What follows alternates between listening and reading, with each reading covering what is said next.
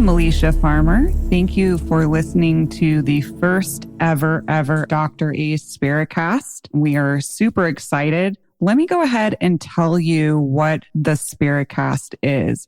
Now, when I was in my graduate and postgraduate degrees, a lot of my studies and case studies involved the concept of spirituality.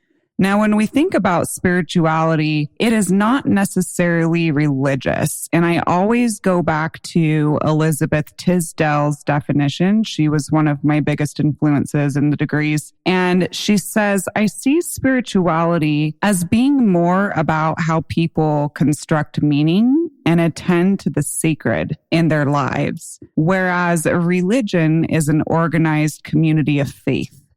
So that is how we're going to define spirituality. It can be religious, but it does not necessarily have to be religious. And it's more about a journey towards wholeness, right? And really the connection that we find to different things that are cultural, such as expression, creativity, and even the arts. And that is the topic we're going to tackle today. We've got Dawn here, our very first guest. Woohoo! We've got John Farmer here as well. Oui. So we will go ahead and get started. Dawn, go ahead and tell us who you are, kind of give a little bit of a background, and then also what kind of art you do in your life. My name is Dawn Durantos. I've been doing art professionally for the last few years. I started doing it about 12 years ago. Very spiritual. Brought me to it of being sick. I have had some health issues and that just kind of brought me to art because I had to stop working. So it landed me there and I've just been doing it full time as much as I can. I've ended up finding myself a lot in memorial portraits and that has been a very spiritual experience. Fantastic. So take that back a little bit. So what was it about art specifically that drew you into that practice? My daughter had started doing the crayon art where you line up crayons and then you melt them with a hairdryer or something. And it was really fun. I had always liked to do ceramics, painting ceramics with my grandma, just painting stuff all the time. And anytime I could, I would, when I was a finance supervisor, I would draw just to clear my mind and get away from everything. And then I never thought I was very good. Well, when I stopped working and I seen her doing that, then I picked up a canvas that she had extra and I just started painting on it. Like the universe type stuff. And it sold immediately. Thank goodness to some friends that support me. And it was just one after another. People started asking for them. So it kind of just took off for me. I believe right now that it was the path that I was supposed to be on and I was never going to make it there. Going the way I was going, that I feel like even my health had to decline in order for me to hit rock bottom to find my new calling. That makes a lot of sense. And I think that's pretty common too, in terms of, sometimes we have to hit rock bottom or experience some kind of grief or crisis to be our best or most prolific creative selves. I think that's a common thread throughout history. What are your thoughts on that, John? Oh, yeah, I agree. I think some of the best time that we grow is when we have reached rock bottom, kind of thing like that. It's like it's when we are most vulnerable and we have to basically find something within ourselves that has meaning or something that gets us through to be able to pass on. So yeah, I think that's really important to be able to find yourself. And it's also tough. I think everybody at some point in their life has to be able to come to the realization of self and figure out what's going on. Yeah. And be able to get there. And a lot of people don't, unfortunately. They see only a pathway of, well, I need to pay my bills. I have to do this. And so I have to take this crap job to be able to pay all these bills and everything like that. And if I get a few minutes to myself, I'll go ahead and do something for me. Mm-hmm. Usually that crap job that you hate doesn't pay enough to be able to do the things that you like. And so getting to that bottom of the barrel pretty much and having to discover yourself, I think for a lot of people, it needs to be key or should try to get there, if it's a health thing, no one wants to get there. No one wants to No one wants to hit rock bottom with their health, but in your case, being able to find that. How did you find that when you were at the rock bottom, when you're like, oh God, I can't do the things? What was it? What was the spark in your head where you were just like, oh, okay. You know, what was the moment? I was really depressed. I went from having my phone ringing off the hook, having people calling me all the time, to, I was traveling all the time. And I found myself at home sitting on the couch, not being able to really even get off the couch without help. And my daughter was 18, beginning to live her life. My husband was working, and I was just in a dark, dark spot of where do I fit in here? Like, I don't fit in anymore. I'm not bringing in any money. I was the provider, and that shifted. And they had a life that was happening already without me being there. So I had started working for Discover. I couldn't stand it. I just couldn't be attached to the headset. No. And I worked for a law office. Couldn't, just sitting there constantly. It was eating me alive more. So then when I just was home sitting there, it was really hard, because I thought you're going to go out. You're going to take yourself out. I was done. My jaw was having spasms constantly at that time. And I just wanted to curl up in a ball and cry, because it was like lightning hitting you in the face multiple times a day. So a lot of doctors and stuff had said it's called a suicide disease. And that's how I thought, well, that's my fate. That's what's going to happen. But when my friend, when she had said, I want that painting, then I was like, okay. And then another person had ordered another one. And I was like, I'll just start doing this. And we didn't have any money, because now I had stopped working. I was a primary income. As a matter of fact, I just texted her before I walked in here. My best friend at the time, and her mom and sister bought me a whole bunch of art supplies. And I'm like, okay, I'm going to do something with this. I'm going to make something happen. And I just started working. I started working for them as much as I could on amazing things. Fairies, moons, stuff like that. So it was kind of just the moment that it just rolled. It was natural. There wasn't like a moment until recently. In the last year, my friend got me paid for the tuition for school. Wow. For me, and a lot of the teacher even had has a symbol on her shirt that she wears, that I was like, oh my gosh, I've had a vision of that. Like, this is where I'm supposed to be and what I'm supposed to be doing. That synchronicity, that sign from the universe. It was like just one after another after another. And I haven't ever had problems of people supporting me on it. So if I was not supposed to be doing it, I figure universe wouldn't keep putting things in my path. Here's a packet of paints. Yes. Stepping up in here. You should do this. Yes. Yeah. Canvases, paper, all that's very expensive. So it wasn't stuff that I had the luxury of getting at that moment. Yeah. Art supplies are not cheap. No. I remember college. They are not. Yeah. Anything fun is not cheap. Right. Music, art, painting, filmmaking. Oh boy. Yoish. Yeah. Yoish. That's amazing. So do you find that you gravitate to a certain theme or certain symbols in your art? Yes. Girls.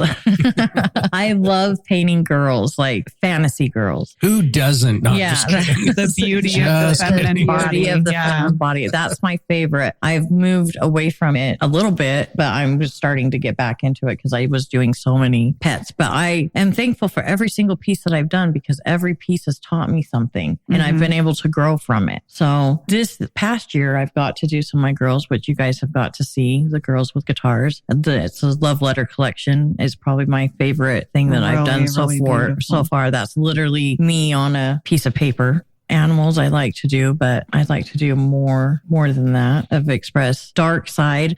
I can paint dark side really well. I don't like to, but I do it. It's just when it's inside of you. When it's inside of you, and it's just been suppressed for so long that I think when I get the opportunity to do it, then it's just like, it just flows right out easily. Mm-hmm. Probably the easiest thing that I've done is dark and dark sides, so skulls, which I would consider. So yeah, I keep thinking about Carl Jung for some reason, because we've had multiple things pop up that remind me of Carl Jung. So The first is, for example, when we're going through dark times, I don't think the Red Book or many important pieces of literature out there would exist without some kind of pain. Like if it weren't for his fallout with Freud, that the Red Book would not exist, right? Or like for you, maybe you're finding reconciliation of self because you are able to paint the shadow self or, you know, the darker side. And then the synchronicity stuff for sure has come up. So that's amazing. And I always try to put, like, I sign my name with and in my girls, I put heartbeat lines or music lines, and I always have felt like a heartbeat is the happiest sound you'll ever hear and the saddest sound that you'll ever hear. Mm-hmm.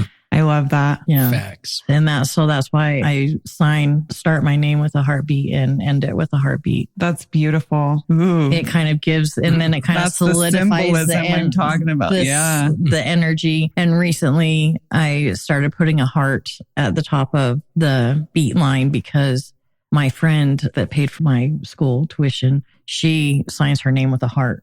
It's like just to honor her. One day I'd like to honor her with a scholarship to somebody else. Yeah. So, that's awesome. Yeah. It's almost like you're infusing the alpha state into your art with that symbol. Yes. That's really cool. Yes. I love that. And every single piece from the starting of the painting, from the foundation of the canvas to make sure that there's no holes, that it's looking good, is what I try to do to make sure that each piece has meaning for the person that's getting it, that it's a positive vibe, that when they look at it is going to bring happiness into their home. I don't know if it's going to become part of their art language later on in life. I can remember paintings from when I'm a little kid at my grandparents' houses, at my mom and dad's houses. I have them on my wall now. So you never know if somebody's going to be staring at it that long. Yeah. So you just want to have each single layer thought about and give them something that they're not going to get from somewhere else, that speaks to them. I try to connect to their energy. And if it's an animal, I try to connect to the person and the animal to give them a view through both eyes, just a spiritual experience, I would guess you would say. Yeah. Awesome. How do you personally describe spirituality? What does that mean to you? Pretty much exactly what you said. Spirituality is believing in something higher than yourself, but not organized religion. That would be going to church to me. I was kicked out of church really young. Rebellion. Yeah. Because my mom took me into the priest because I had seen shadows and could tell her things, and it scared her. And so she took me into the priest, and he stood up and slammed his fist on the desk and told me to take my poltergeist and get out of there. What? And that was my last roll with take your poltergeist and get out of there. I'm not even joking you. It really happened. Did you at that point levitate a book right into today? I wish I would have. I wish I would have been like, but I just started crying. I was like 10. I was communion age, so like 10, 11 years old. And yeah, but that is painful. Yeah, it left a huge scar in my life. I did have my daughter baptized because my grandma Ventura was very, very, very, very much you get her baptized. But she set it all up. Let's see. Yeah.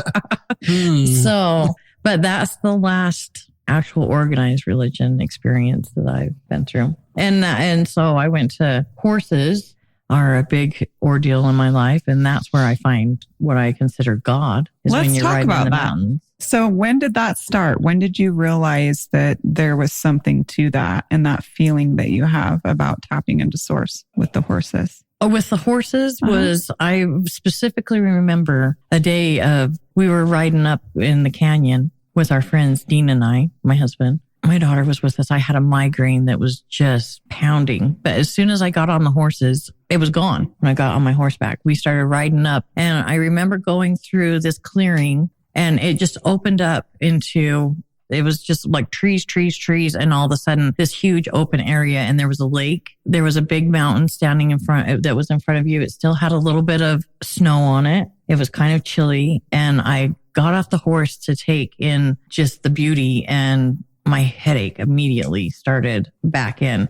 I got back up there and it went away and I could just see everything. And I'm like, this is what it means to be close to God. Yeah. So you found that in nature with animals. In nature with animals. And I just always been, ever since I was little, I love horses. Mm-hmm. And they've always represented God to me for some reason. Like the most freedom that you could have, the happiest that I could ever possibly be was on the back of a horse. That's what I felt. And let's face it, they're very majestic and regal as well. So Powerful. Very powerful. Yeah. Yeah. Hair in the wind and definitely. You're kind of trusting them with your life. Yeah, I don't work well with horses, unfortunately.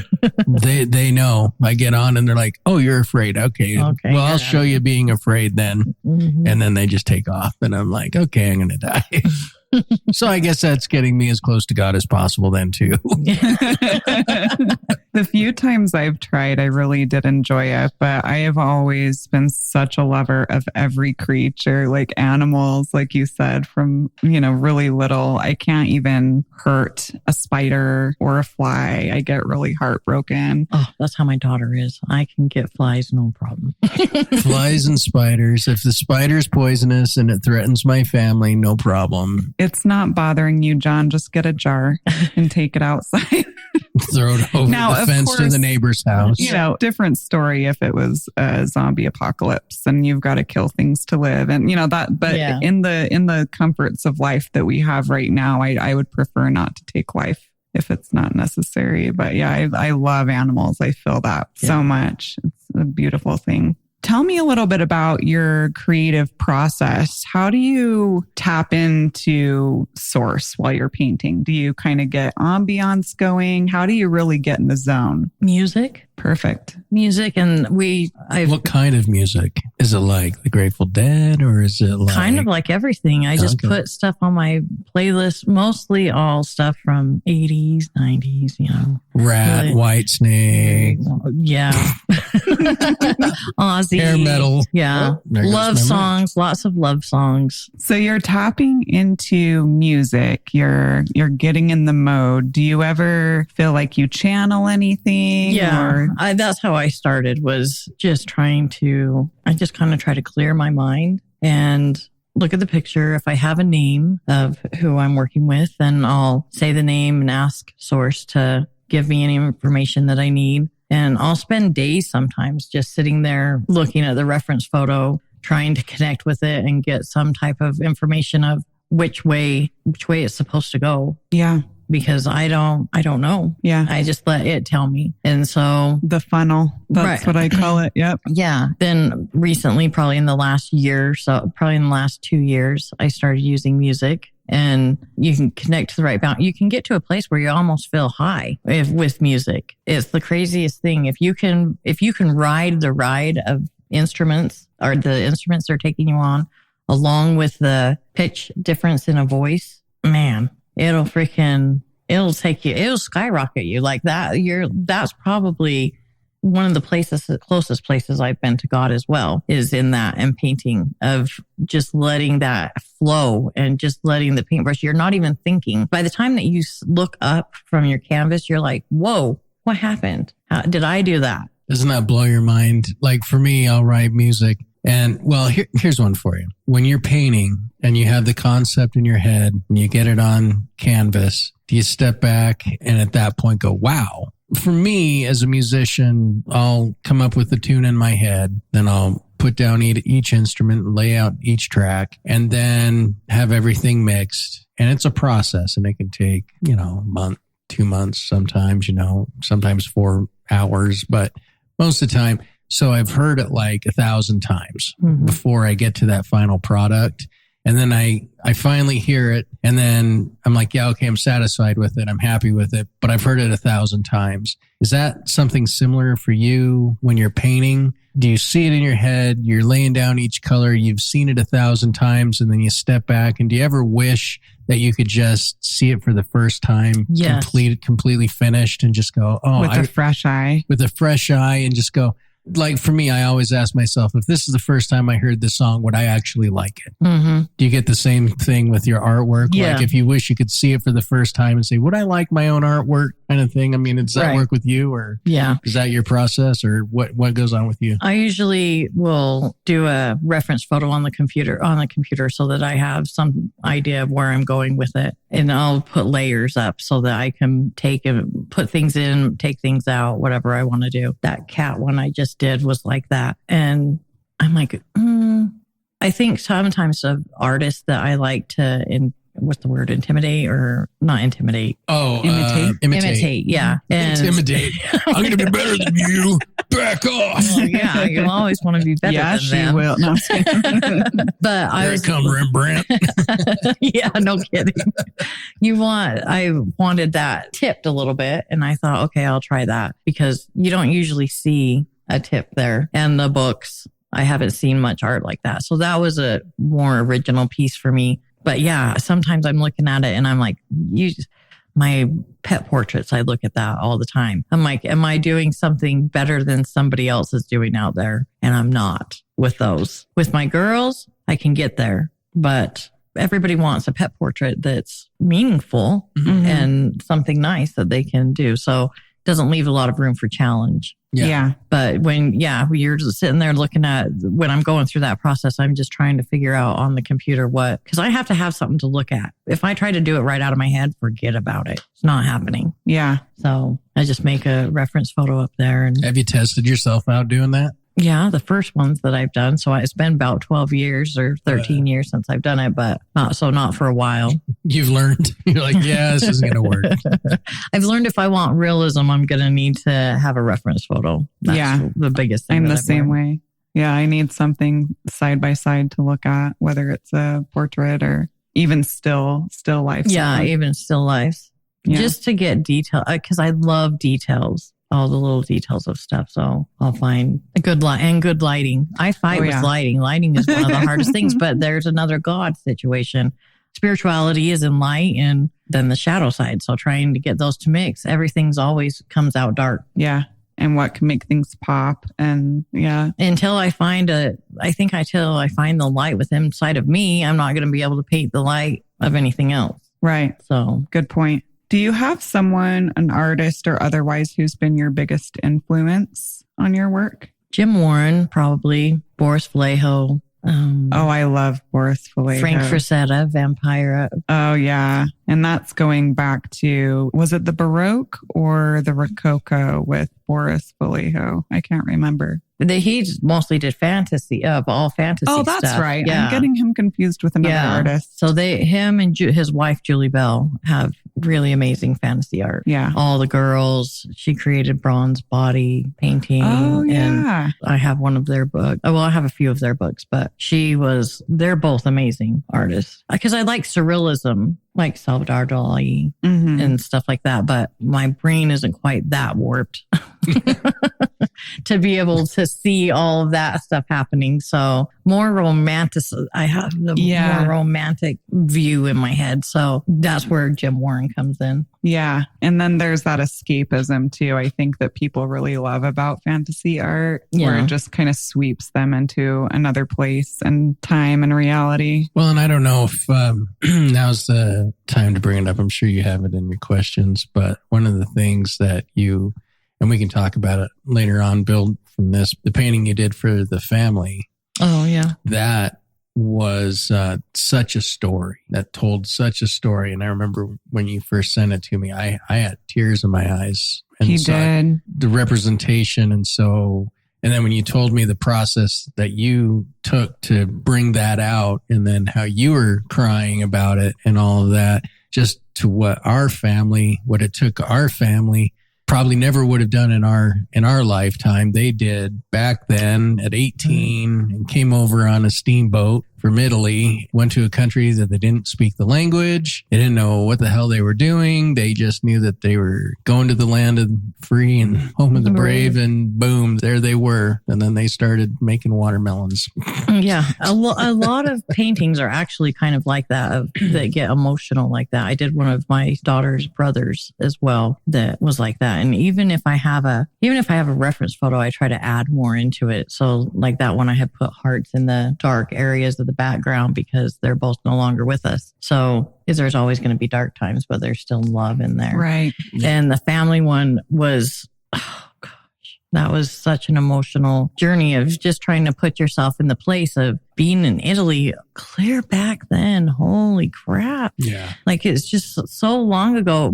You don't even know anything you're coming from. We don't have the internet, and they didn't have internet and TV and all of that type of stuff. And then to think of getting on that boat, what the journey must have been like in their head of not knowing that you might not ever see your family again, Right. any of them. And Which they didn't. no.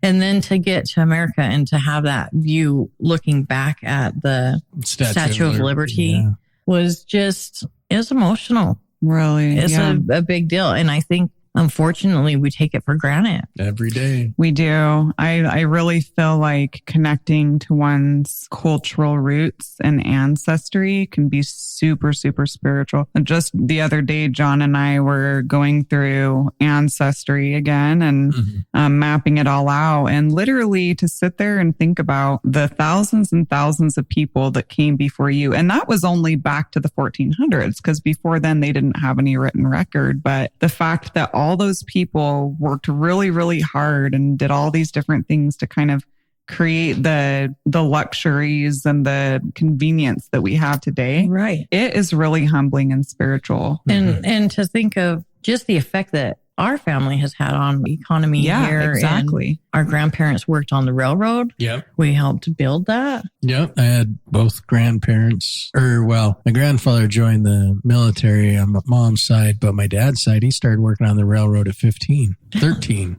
years old. And he was swinging like a pickaxe to put spikes in the railroad and shoveling to build tunnels through Colorado for these trains. The commerce, So that was when I thought of the cargo ship. We did some AI with that to give me a reference to go off of. Yeah, and then I changed, for concept. And then I changed the crest and everything, of course. But if I could have blood pouring off that crest, I would have. Yeah, exactly. Yeah.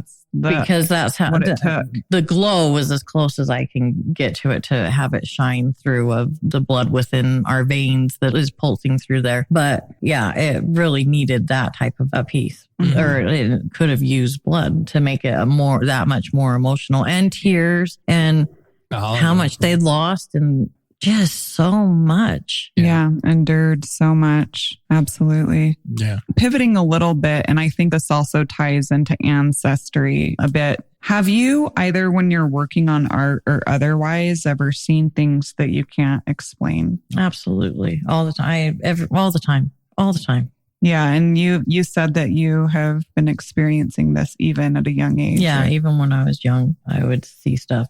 I could feel stuff. I could see stuff that I would know stuff that nobody else knew. My daughter was born the same way. The difference between her and I is I immediately dove into when she started telling me about the stuff. Then I immediately started diving into how she can protect herself, how she cannot be so scared, and started supporting her on it and would tell her it was okay. She was probably 4 years old. We lived in Tooele, and she was fine. She had a friend, but she would start crying once in a while. She would say, Angela, Angela, Angela, Angela. Mm-hmm. And I'm like, I couldn't see Angela. I could tell that Angela was bothering her. And then we were driving down the road one day and she started screaming in the back seat because she was still in a car seat. And she's like, Angela, I'm like, what happened? She said, Angela pinched me. And that was it. I'm like, Angela, get out of my car immediately. And my windows rolled down. She's in a car seat and I'm driving. All the windows rolled down. And that was the last we heard of Angela. I never heard of Angela again. Wow. We moved to St. George not long after. And she started turning just pale white. No color in her skin. She didn't want to eat. She wasn't herself. And I thought, what is happening to this kid? And my friend, we were sitting there and at my work and we're like, Angel, what's wrong? And she started crying. God doesn't know where to come and get me anymore. And we're like, what do you mean? And she was saying that when she lived in Tooele, that God used to come and get her at night, take her to go fly around with the angels. Just astral traveling or something. Yeah, like astral traveling. But since she had moved, he didn't know where to come and get her anymore. So we took her to a tree that was out in front of the building. And we told her, this is the new tree that God can come and get you at. Let him know. And so we watched her close her little eyes and do her little thing. And then she never had a problem after that. I've got chills. Yeah, she's just been, ever since then, she's just been very spiritual that way, of opened up and been able to do readings. And we went to classes after classes after classes to try to help her and me and my husband understand, what we were seeing, what we were dealing with. And we just try to be very positive about it and make sure that everything is from highest good instead of keeping all the bad stuff out that we can. Like, be gone, Angela. Be gone. Yes. Out of my car immediately. Not good. And Angela had a no pinching. Angela had a baby one time that she was playing with, and it was just really, for a 4-year-old, the stuff that she was saying was just crazy. And it would be crazy to other people, but I was like, no, we're not doing this to another child. So yeah. It was really just so many things like that. I do Reiki. I'm a Reiki master. Are you? Mm-hmm. And I have watched, and I do emotional release and change for animals. That's what drew me to that, was to work with animals. I watched a horse not be able to walk, and I went to the stall to go see it. And I don't know how, it showed me a cut that was on its leg that was a scar. Nobody ever knew that cut was there or that scar was there until that day. And I'm like, that is lame. The horse was lame. It couldn't do anything. So I've watched a dog that had a tumor on its throat disappear right in front of our eyes after I was done working with it. That's amazing. And the lady called me the next day crying because she said the dog hadn't been eating or doing anything. And the light bulb blew that day, and it wasn't even on. It was just by us, and it blew. So there's a just lot a ton of energy of stories. And power in you. That's got to be from the Ventura side. Yeah, it is. Yeah, my grandma Talak had always told me. My grandma Ventura's daughter. Yeah, she's always said that. Yep. No, I have no doubts. The Italian juju. So do you work on humans as well? Yeah. Reiki and I've worked on clients. I do on a regular basis. Not on a regular basis anymore because of my health. If somebody really needs something, then I will help them. It was extremely hard for me to charge for healing work. Yeah. I tried to start my own business doing it a couple of times, and it's expensive to, 60, 70, well, more like $100 an hour now. But when I was doing it, it was $60, $70 an hour. The people that are coming to you, they don't have that kind of money normally. Yeah. And you're having to see them repeated amount of times. And you're like, oh, geez, I just feel like I'm raking them over the coals, even though that there's supposed to be energy exchange. So I started doing it for a hug or a Coke or, just anything. So I couldn't do it for that. So now I just do it for somebody that asked to do it. And I watched a guy that had back issues, very, very, very bad back issues. He could barely walk. And I had him on my massage table. When he got up and was done, I did some compresses on him and Reiki. And he got up and called me that he walked for like a week straight before he needed to come back and have it done again. So that's amazing. He was crying. He was a huge, big guy. He just was bawling because he couldn't believe that he could walk. Even with myself, with my jaw, I've been able to see healing happen that Western medicine can't do. So, yeah. Yeah, I think there's a lot of, nowadays, there's the acceptance of the whole person healing. Back when I was initially a nursing major, there really wasn't. In fact, like Elizabeth Tisdale, who I mentioned earlier and all that, spirituality involved in education was not even a thing back then. No. I was one of the very first to be interviewing people about this and doing actual case studies. It's so interesting and amazing how far things have come, both in academia and in the medical field. And I'm like, I wish I would have waited a little bit longer because it's here now, but alas, I'm a doctor of philosophy, so I'll just have to accept that.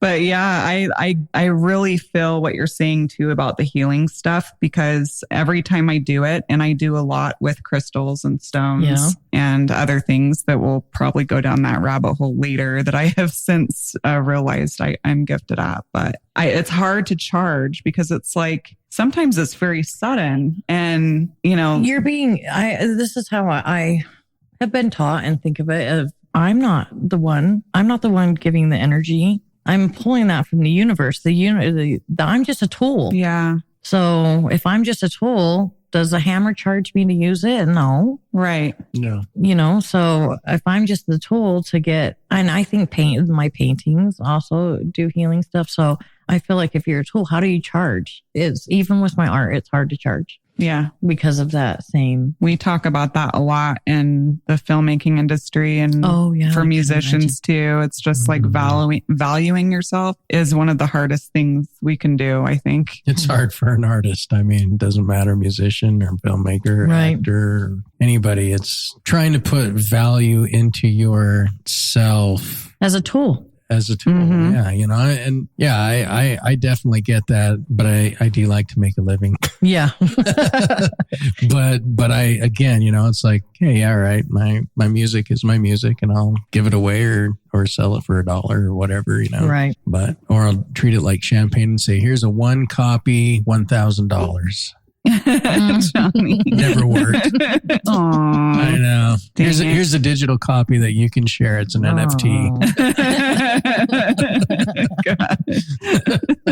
So let's say a person is trying to really tap into their spirituality. They're not really sure where to start and they want to maybe dabble in some different art. What do you suggest they do in order to maybe look at some of that spiritual, finding that core? With art? Yeah. It's a loaded question, isn't it? Yeah, it is, because there's really so much. And I was my mind automatically went to automatic writing. Interesting. For some reason. So I think that once you have you done automatic writing? I have not tried automatic writing. Have you? You have. You just don't know you have. Probably. Yeah. So have you? Well, I guess screenwriting, when I do get the funnel, would probably. Yeah. If you're in the funnel. It's not physical manual writing, but it is the funnel coming down. Yeah. Yeah. When you're in that's automatic writing, what I would consider. That's getting you into the flow of not questioning the strokes that you're making. That's whether really it's good just tip. A circle or a line or whatever it is. Kind of like when you're a kid. I watch my granddaughter, she's 2, and she doesn't question what she's going to draw. She'll follow. If I make a circle, she'll make a circle now. But she's been introduced to that since she was born, having a paintbrush in her hand. So now she just flows with it. She just does whatever she wants to do. And most little kids are like that. Mm-hmm. So you have to get to that childlike state when you're born in that veil is still open some. You haven't been told, no, this is wrong. No, that's wrong. You haven't been being shut down. You don't know any of that stuff until you're taught that. Mm-hmm. And societal expectations kick in. And we were just talking about this the other night at dinner with John's family. His aunt and uncle is like, it's exactly that. There's a book called A Hidden Wholeness by Parker Palmer. And he talks about how when we're children and like you said, we haven't really been told what to believe yet. And we're not, pay the bills and do your taxes and dress this way. And we don't have all of those societal expectations. We are closer to the divine at that point. And a lot of the spiritual work that he does is trying to get back to that childlike state in a way where, think about when we go into the woods, right? If we're out there making a bunch of noise and having a bunch of ruckus, the animals aren't going to come out. But when we're still and when we're quiet and when we just sit, sometimes that's when the animals come out and things really start to happen. Yeah. That mindfulness. Yeah, it really is. And it just comes to you. You just know that's the easiest place to start, I think, is just letting your muscle feel what it's like to be free.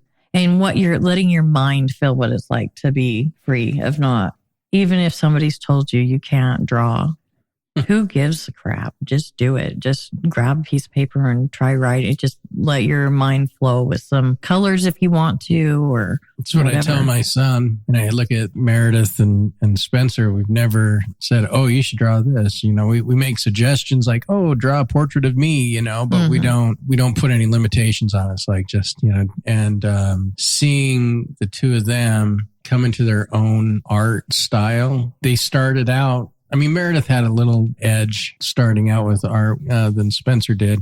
now they've got such distinct styles of their own. And it was literally just free flow. You guys do what you want, and then they draw, and then they bounce off of one another, and you just see it. But then you just see the two different distinct styles that they've come up with. And it's so cool that their minds are doing these things, you know, and it's like, it's art. They've become fluent in their own. Yeah. In their own art language. Art language. Yeah. And what's nice too is that, and the advice I'd give too is that there are so many different art mediums, right? So media, hello.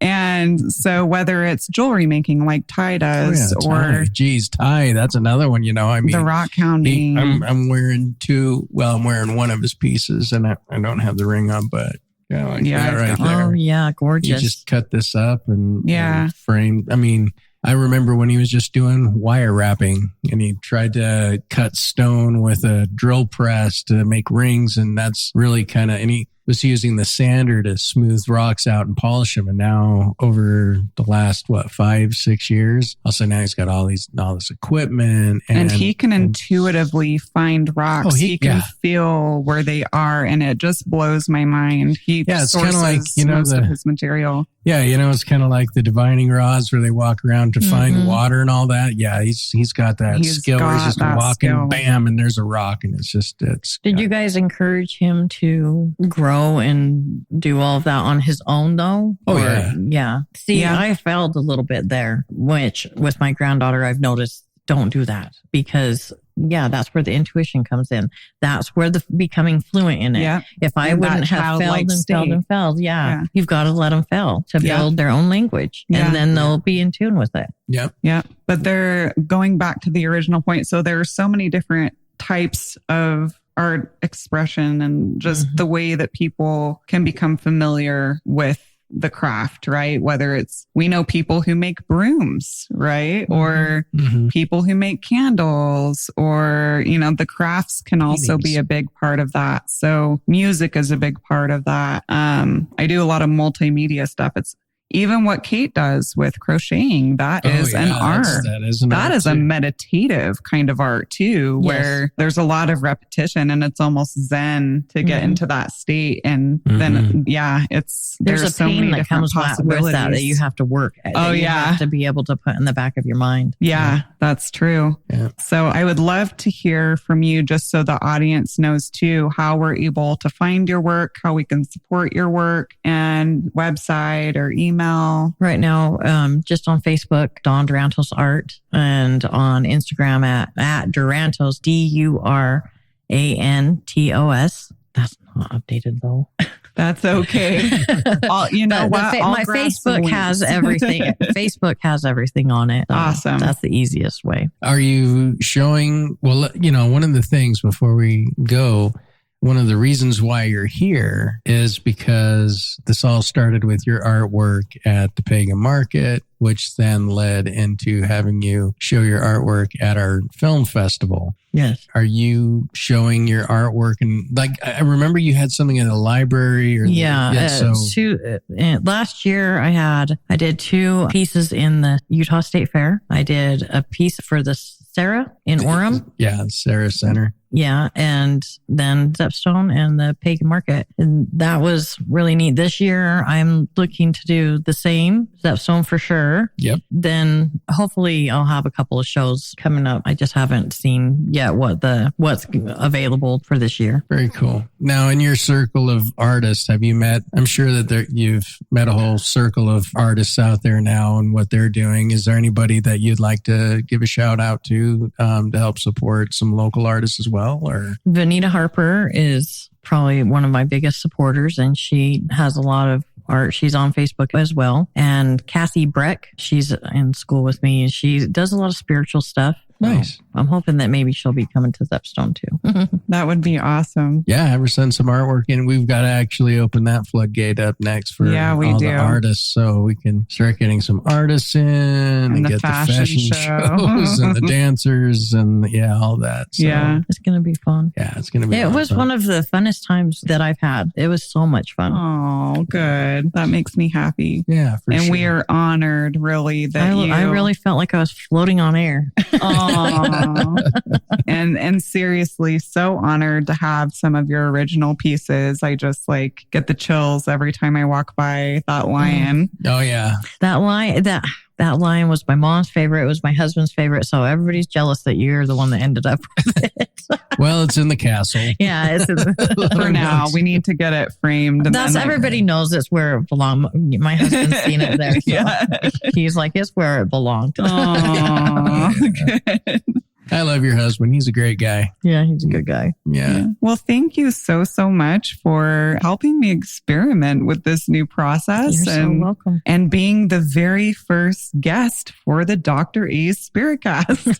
I love it. So future folks, what you can expect is this is a podcast that involves everything spiritual. So it's not necessarily religious, but it can be. If that is your thing, we want to hear it all. We want to hear about your spiritual core and how you got there. We will also be talking about metaphysics, the paranormal, or wherever our hearts take us, really. So hope to see you back next time. And thank you so much. You're listening to UM Radio.